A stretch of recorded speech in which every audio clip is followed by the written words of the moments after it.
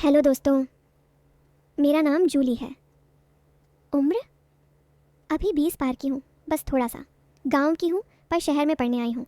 लोग कहते हैं कि मेरी हंसी में कुछ जादू है, बोलने में थोड़ी शरारत और चलने में वो लय जो सबकी नज़रें अपनी तरफ खींच लेती है।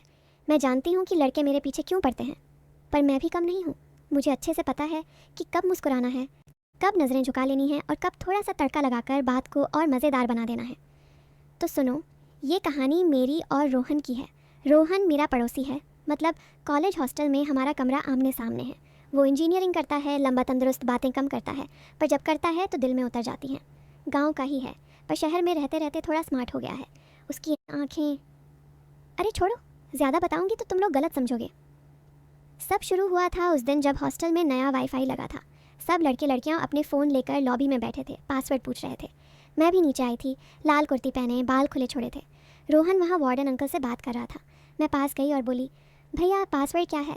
वो मुड़ा, मुझे देखा और थोड़ा रुक गया, फिर मुस्कुराकर बोला, जूली तुझे तो मैं खुद ही पासवर्ड बता दूंगा, पर पहले कॉफ़ी पी ले।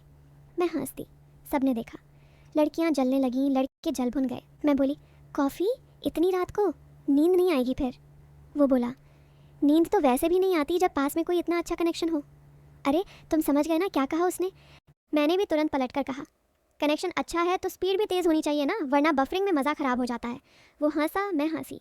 बाकी सब सोचते रहे कि हम क्या बात कर रहे हैं। उस दिन से हमारी बातें शुरू हो गईं। रोज़ शाम को छत पर मिलते। हॉस्टल की छत बड़ी है, वहाँ कोई नहीं आता।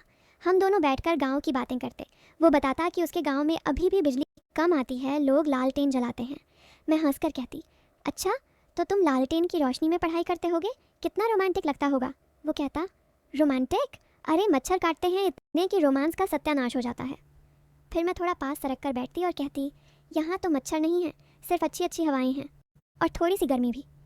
वो मेरी तरफ देखता, मैं उसकी तरफ। बातें ऐसी होती कि सुनने वाला सोचे कि अब कुछ होने वाला है।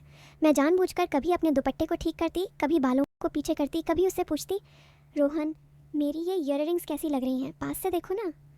वो पास आता, देखता और कहता, बहुत अच्छी लग रही हैं, पर तेरी आंखों के आगे तो फीकी पड़ जाती हैं।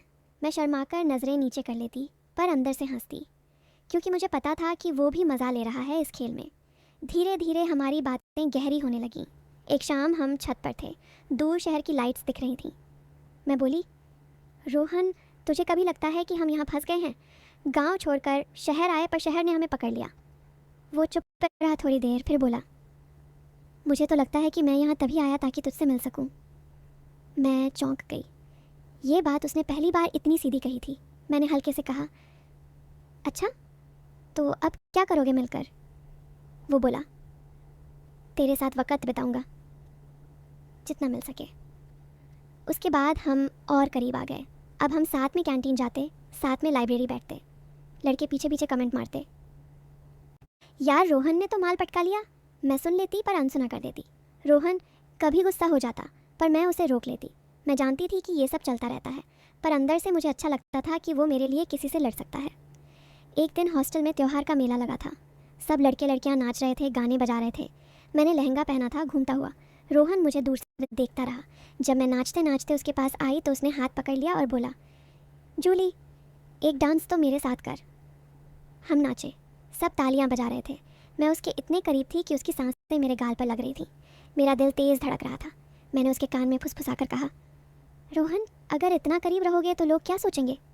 वो मुस्कुराया और बोला, सोचने दो, मुझे तो बस यही चाहिए। उस रात हम देर तक छत पर बैठे रहे। मैंने अपना सिर उसके कंधे पर रख दिया। वो मेरे बालों में उंगलियां फेर रहा था। मैंने आंखें बंद कर लीं। लगा कि अब जो होना है वो हो जाएगा, पर तभी उसने धीरे से कहा, जूली मैं तुझे कभी दुख नहीं पहुंचाऊंगा, तू मेरे लिए बहुत खास है।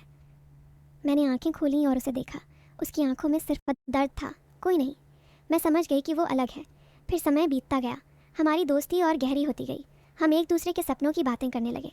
वो बताता कि उसे अपना गांव सुधारना है, स्कूल बनवाना है, लड़कियों को पढ़ाना है। मैं बताती कि मुझे डॉक्टर बनना है, गरीबों का इलाज करना है। हम साथ में प्लान बनाते कि शादी के बाद गाँव में क्या क्या करेंगे। हाँ, हमने शादी की बातें भी करने लगे थे, पर किसी को बताया नहीं। एक दिन रोहन के पापा बीमार पड़ गए। उसे गांव जाना पड़ा। जाते वक्त उसने मुझे गले लगाया और कहा, जूली जल्दी लौटूंगा, तू अपना ख्याल रखना। मैं रो पड़ी। वो गया तो हॉस्टल सूना सूना लगने लगा। मैं रोज़ उसका इंतज़ार करती। फ़ोन पर बातें होती पर दिल नहीं मानता था। फिर एक दिन उसने फ़ोन किया और बोला, जूली पापा ठीक हो गए हैं पर अब मुझे यहीं रुकना पड़ेगा, गांव में बहुत काम है, तू आ जा यहाँ। मैं समझ गई कि वो मुझे बुला रहा है हमेशा के लिए। मैंने कुछ नहीं कहा, बस टिकट कटवा ली। जब मैं गांव पहुंची तो रोहन स्टेशन पर खड़ा था। मुझे देखते ही दौड़ा आया और गले लगा लिया। गांव वाले देख रहे थे पर हमें कुछ नहीं सूझ रहा था। फिर हम घर गए। उसके मम्मी पापा ने मुझे बेटी की तरह गले लगाया। आज हम शादीशुदा हैं, गांव में रहते हैं। रोहन ने स्कूल खोल लिया है, मैं क्लिनिक चलाती हूँ। बच्चे भी हैं हमारे 2। कभी कभी शाम को हम दोनों खेतों के किनारे बैठते हैं और पुरानी बातें याद करते हैं। मैं उससे पूछती हूँ, रोहन, उस दिन छत पर जब मैंने सिर तुम्हारे कंधे पर रखा था, तुमने कुछ और क्यों नहीं किया? वो हंसता है और कहता है, क्योंकि मुझे पता था कि तेरे साथ जो रिश्ता है वो सिर्फ पल का नहीं, ज़िंदगी भर का है। मैंने इंतज़ार किया और देख, आज कितनी खुशी है। तो दोस्तों, ये थी मेरी और रोहन की कहानी। जो लोग बीच में गलत सोच रहे थे, उन्हें अब शायद समझ आ गया होगा कि सच्चा प्यार क्या होता है। और जो शुरू से अच्छा सोच रहे थे, उनके लिए तो ये कहानी हमेशा अच्छी ही थी ना। अब मैं जाती हूँ, बच्चों को देखना है। बाय।